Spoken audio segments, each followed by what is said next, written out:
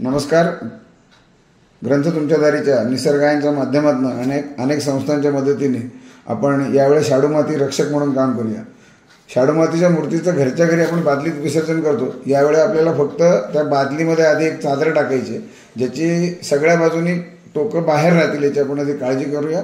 त्याच्यामध्ये पाणी टाकून बाप्पाचं विधिवत विसर्जन करू. शाडू माती ही पर्यावरणपूरक मानत आलो आपण, पण त्याचा बागकामाला शेतीला काही उपयोग होत नाही.